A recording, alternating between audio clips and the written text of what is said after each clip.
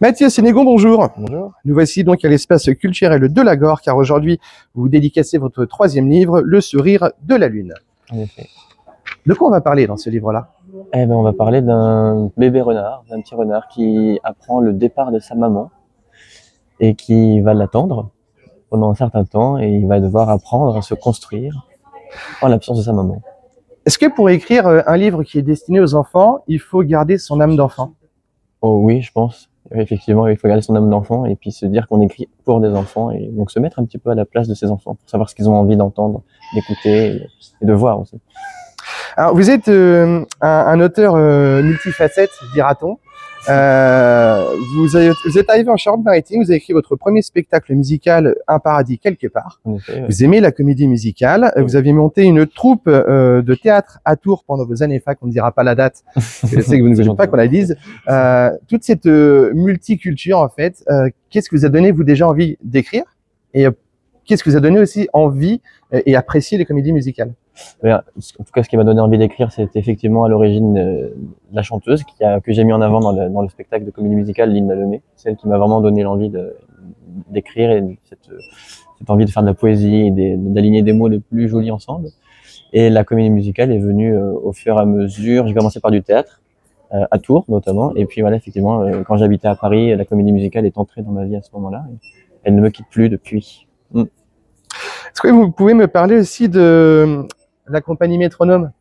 C'est une compagnie qui a maintenant 1 an et demi et que j'ai créé en partie avec une amie qui fait partie de cette école de comédie musicale dans laquelle je fais partie. Et on a monté ce premier spectacle ensemble et puis on en monte un deuxième qui est en cours de création maintenant pour les enfants bientôt. Pour les enfants? Ouais, c'est un spectacle pour les enfants. D'accord. Vous êtes arrivé à La Rochelle, non, pas La Rochelle, en Charente-Maritime. Hein. La Rochelle. À La Rochelle, voilà. À La Rochelle. La Rochelle est un lieu très culturel. Est-ce que vous y trouvez votre compte à La Rochelle? J'avoue que pour l'instant, mes principales sources culturelles, je vais beaucoup à la Coursive. Voilà, beaucoup à la Coursive. Mais après, je me suis pas trop intéressé. Et puis, trouver mon compte, je suis pas, au niveau, en tout cas, comédie musicale, il y a que nous qui faisons ça, en tout cas. Donc, pour l'instant, hein. Vous avez une idée pour votre prochain ouvrage? Alors, c'est encore un ouvrage pour enfants qui est en cours d'écriture et qui, voilà, j'ai commencé à échanger avec les futurs illustrateurs pour savoir un petit peu où est-ce qu'ils sont OK, est-ce que ça les intéresse? Et puis, donc voilà, normalement, peut-être pour la rentrée prochaine, le prochain devrait sortir. Est-ce que les enfants sont des bons lecteurs? Est-ce que c'est un bon public?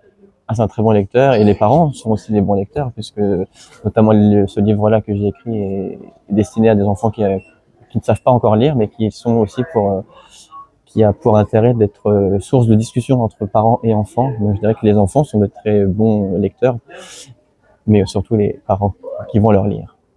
Votre prochaine actualité, où est-ce qu'on va vous retrouver pour les dédicaces? Ou alors est-ce que vous avez une pièce, par exemple, qui se jouera d'ici peu à La Rochelle? Alors les deux, du coup, Ouais. j'ai une prochaine séance de dédicace au salon de Saint-Médard. Je sais, le 30 mars, exactement, le 30 mars à Saint-Médard. Et les spectacles, normalement, on rejoue une fois le dimanche 9 mars à la Canopée à Lagore pour le même spectacle, du coup, Un paradis quelque part. Et enfin, dernière question, Mathieu, pourquoi est-ce qu'aujourd'hui, il est important de lire? Très très bonne question, ça. Important de lire, pour déjà pour développer son questionnement, j'ai envie de dire. Pour moi, le lire, c'est aussi se questionner sur le monde et se poser des questions sur soi aussi. C'est une manière de découvrir la vie d'autres personnes, mais pour se poser des questions intérieures. C'est aussi pour se découvrir, s'apprendre et s'ouvrir aux autres aussi. Merci Mathieu. Merci à vous.